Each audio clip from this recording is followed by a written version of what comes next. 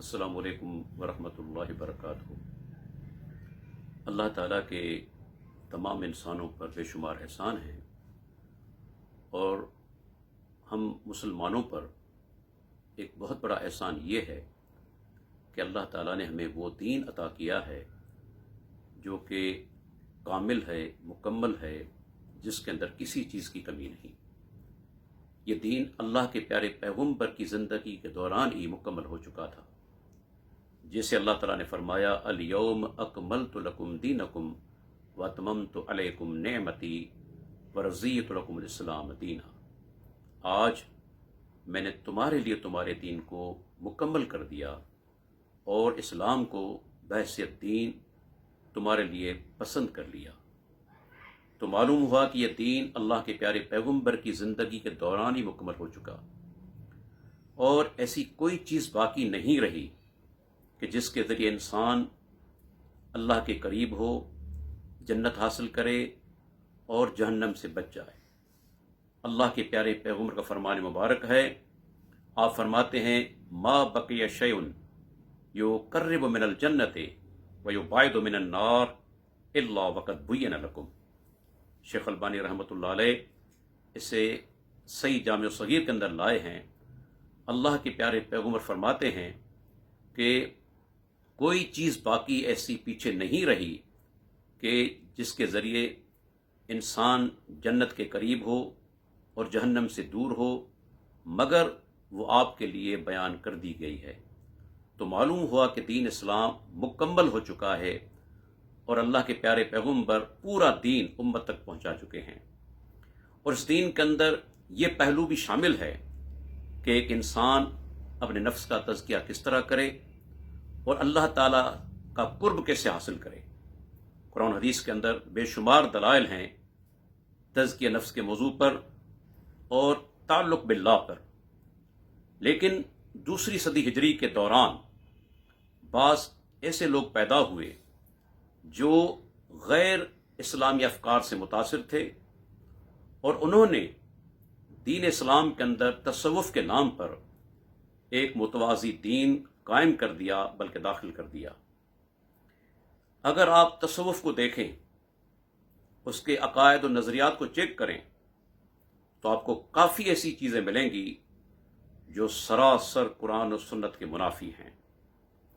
बल्कि मैं ये कहूँगा कि जो भी बेदीन लोग हैं पाकिस्तान के अंदर, जो दरहकीकत दीन इस्लाम के दुश्मन हैं, आम तौर पर आप देखेंगे कि वही लोग तसव्वुफ़ के अलमबरदार हैं। बल्कि मैं तो यहाँ तक कहूँगा कि ये मज़हब के नाम पर मज़हब का इनकार है। यही वजह है कि बेदीन लोग इसके अलमबरदार भी हैं और इसके हामी भी हैं। देखें, मैं आपके सामने 3 ऐसे हवाले पेश करने वाला हूँ जो कि गैर मुस्लिम राइटर्स के हैं और उन्होंने बिल्कुल वाज़ेह तौर पर यह कहा है कि तसव्वुफ़ इसके अंदर गैर इस्लामी नज़रियात की आमेज़श है। इसके अंदर काफ़ी मज़ाहिब से नज़रियात और अकायद मुस्तार लिए गए हैं। पहला हवाला मेरे सामने किताब मौजूद है, द मिस्टिक्स ऑफ इस्लाम। इसके मुसन्निफ़ हैं रेनॉल्ड ए निकलसन।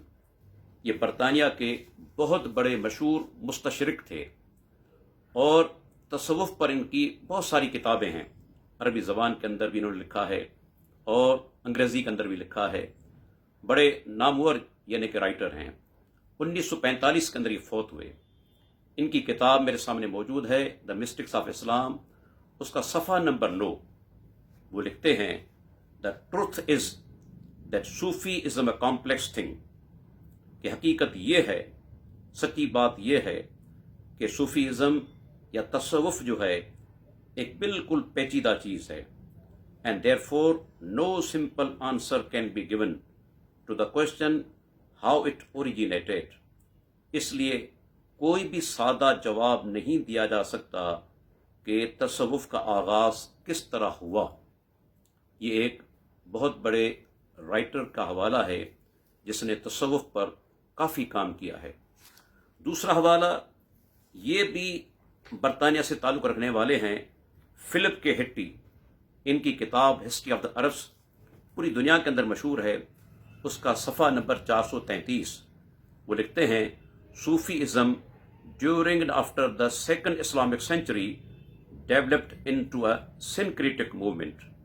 وہ کہتے ہیں کہ تصوف دوسری صدی ہجری کے اندر اور اس کے بعد اس نے ایسی صورت اختیار کر لی کہ جس کے اندر یعنی کہ مختلف متضاد نظریات جمع ہو گئے، ایسے نظریات جو کہ ایک بالکل دوسرے کے مخالف ہیں، وہ نظریات جمع ہو گئے، absorbing many elements from Christianity, New Platonism, Gnosticism and Buddhism۔ آگے وہ لکھتے ہیں کہ صوفیت نے مختلف مذاہب سے نظریات سے چیزیں جذب کی ہیں، جیسے عیسائیت سے، نو افلاطونیت سے اور علم عرفان سے اور بدھ مت سے۔ ان سے تصوف نے کافی چیزیں جذب کی ہیں اور یہ کہتے ہیں کہ اس کے اندر مختلف یعنی کہ متضاد نظریات جو ہیں وہ جمع ہو چکے ہیں، بلکہ کہنا چاہیے اجتماعی نقیضین، وہ نظریات جو کہ ایک دوسرے کے بالکل مخالف ہیں وہ تصوف کے اندر جمع ہو چکے ہیں۔ یہ دوسرا حوالہ۔ تیسرا حوالہ ہندوستان سے تعلق رکھنے والے مورخ ڈاکٹر تارا چند، ان کی کتاب ہے influence of Islam on Indian culture, اس کا صفحہ نمبر 63 وہ لکھتے ہیں صوفی ازم اے کمپلیکس فینامینن، صوفی ازم ایک بالکل پیچیدہ قسم کا معاملہ ہے۔ It is like a stream which gathers volume by the joining of tributaries from many lands۔ وہ کہتے ہیں کہ صوفیت کی مثال اس طرح ہے جس طرح ایک بہت بڑی نہر جس میں چھوٹی چھوٹی نہریں مختلف علاقوں سے پانی یعنی کہ لا کر اس کے اندر یعنی کہ جمع کریں، مختلف زمینوں سے وہ پانی لے کر ایک بڑی نہر کے اندر جمع کریں۔ صوفیت کی مثال اسی طرح ہے، یعنی کہ صوفی ازم نے یا تصوف نے مختلف مذاہب اور مختلف نظریات سے چیزیں لی ہیں اور ان کو شامل کیا ہے۔ یہ 3 حوالے غیر مسلم رائٹرز کے ہیں، جس سے ثابت ہوا کہ یہ جو تصوف ہمارے ہاں رائج ہے اس کا قرآن و حدیث کے ساتھ کوئی تعلق نہیں۔ یہی وجہ ہے کہ وہ لوگ جو عام طور پر تصوف کے حامی رہے ہیں انہوں نے بھی اس چیز کا اقرار کیا ہے کہ تصوف سے بے انتہا نقصان امت مسلمہ کو پہنچا ہے۔ میرے سامنے یہ کتاب ہے ارواح الثلاثہ، مولوی اشرف علی تھانوی صاحب کی کتاب، اس کا 265 نمبر صفحہ۔ اس کے اندر وہ مولانا رشید احمد گنگوئی کا ایک واقعہ نقل کرتے ہیں کہ وہ سفر کے اندر تھے، انہوں نے اپنے ایک ساتھی سے کہا میاں امیر شاہ خان، ابتدا سے اور اس وقت تک جس قدر ضرر دین کو صوفیہ سے پہنچا ہے اتنا کسی اور فرقے سے نہیں پہنچا۔ ان سے روایات کے ذریعے سے بھی دین کو ضرر ہوا، عقائد کے لحاظ سے بھی، اعمال کے لحاظ سے بھی اور خیالات کے لحاظ سے بھی۔